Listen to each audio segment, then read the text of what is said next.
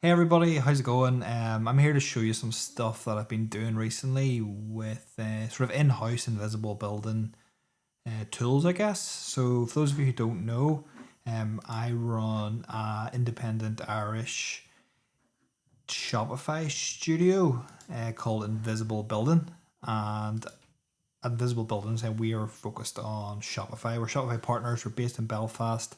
We work all over Ireland, and we also work in anywhere really, anywhere on the internet, that that will that will have us. We do Shopify work, so I'm testing out this OBS stream. It seems to be working quite well. I'm actually superimposed on top of my website here, and what I'm going to do is show you some stuff that I've done recently to the website. So you'll see that we have our service page here. Where now you can buy directly in store. So if you want to buy a day rate, you can jump in, add to cart. If you want to browse more, if you want to get a retainer set up, or if you want to build by the hour, you can do that too. We have a bit of a work with us page as well, so you can see more about what you get with the retainer. But what I really wanted to show you more recently was this new blog design, and also more importantly the events page. So the events we're attending is something I've been doing this year. Basically, any event that I'm attending, have been putting together, a bit of a bump on it, saying why we're attending, what the event is, and also if it's a live event. So these are all ones that we've done this year in 2026 already. So it's several events we've been to this year.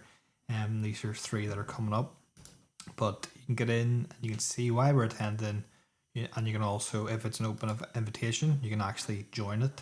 So this is for the Crackathon that's happening down in Dublin later this week, and where it's an all Irish speaking. It's the first all Irish speaking hackathon happening in Ireland, and basically a load of Gaeilgeoirs, load of coders, load of artists, musicians, anyone the trad, culture, that type of thing, getting together, and they're doing a hackathon. Myself and Nicola are going down as a team, and we've got a cool idea that we want to launch soon. So that's what we're doing with that event. But throughout 2026 and onwards, I'm going to be updating this page just to say what events I'm going to. And when I was doing that, and when I've been writing the blog, I've noticed sometimes that. So I've been trying to blog more and more, but 2025 was all about blogging for me. Trying to blog more and just talk about what I've been doing as a solo business owner. I have my own website on davidshaw.com as well, but I've been really trying to blog with the Invisible Building blog. And one of the things that I noticed was that it is a bit of a melt with Shopify blogging. Like, their blogging platform it's good for putting the content in, it's good for putting HTML in and stuff like that. You can work around it, but whenever it comes to actually doing the writing, it's not always as nice as an experience as it could be. So I wanted to experiment with how to do that.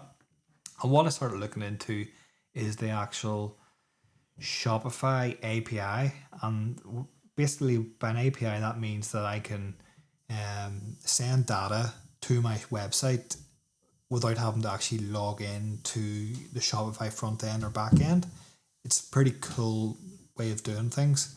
So I've been testing that, and what I'd actually done is set up this here Node.js app. So it's basically a local web app running on my computer. So it's offline, but it's utilizing the API. And everything that you're seeing here is stuff that's on the Invisible Building website. So these are case studies that are on the website of clients that we've worked with. These are all the events that you've seen there. There's the Crackathon. If I go into it, you can actually see the information there. Similarly, there's all the blogs. So you can see, I can see all the blogs. I can see all my testimonials. I can see all my products, pages, images, and so on. And also a bit on clients here. So basically, I started working with Shopify API to build this dashboard, and I've been dipping into it, and I just wanted to show it because I'm not going to show too much of it, but just this idea of having like an internal tools dashboard A lot of agencies are probably doing it already, but I started working on this and I found it very, very useful just to update things. For example, if I wanted to update something live on the site, I could just do it and hit save, and it does it live. So rather than having to log into Shopify, bypass all those steps, as long as I'm running this local web app, I can do it.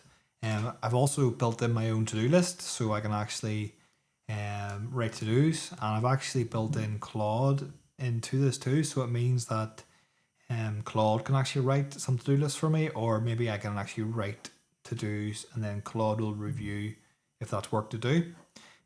So there's stuff to do there. And then another feature that I've been working on is this latest news feature. So something that I've been really, something that I've always been really passionate about is RSS. You know, RSS feeds, basically life before the internet, or sorry, no, not life before the internet, life before social media.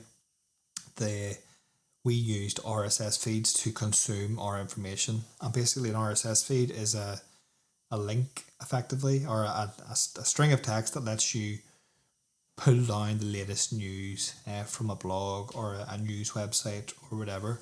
So what I've done here is created my own RSS feed within the dashboard. I can add content to it if I want, but basically it's a load of different blogs that I've been interested in, and I can actually go into it, and rather than actually click through to TechCrunch, you know, I'm reading this blog post now on my own internal app, so I'm not going to get distracted. There's no ads here. It's just pure content. I can decide if I want to save it, and that's grand. But say there's something that I'm like, well, that's really interesting actually. But say I don't like it, I can hit burn. I'll never see it again. Don't like it, I burn it. And it's just saves me having to go to actually click through to a blog and then get distracted and watch an ad. It saves me to get away from the algorithm. It means I'm running my own stuff. I'm hosting it myself effectively. It's not hosted, it's hosted locally. But yeah, I've also started working with doing it with YouTube too. So it means that similarly, PewDiePie actually posted this video, which is quite similar. But he's talking about a lot of the stuff that I'm talking about here, where he's talking about going offline effectively, or not going offline, hosting your own stuff, going away from Google, getting rid of the algorithm.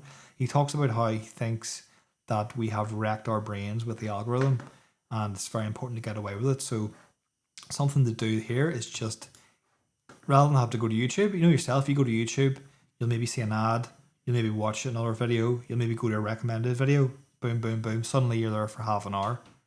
This way I can add my own videos that I want to consume, and I can just consume them at my own rate, so which is a cool thing to do. So I just thought it would be cool to show this, and maybe hopefully it could inspire some people to do this type of thing too. It's a work in progress, something I really want to push forward on and update. Potentially I could see a world where all of my clients have this type of dashboard, and it means it's a way for me to update their websites quick, easy, and not having to actually log into their Shopify, which would be quite interesting. So if anyone's interested in working on how this is set up, do leave a comment, and yeah, thanks for taking the time to watch this, and have an awesome Wednesday. See you later. Bye bye. Peace.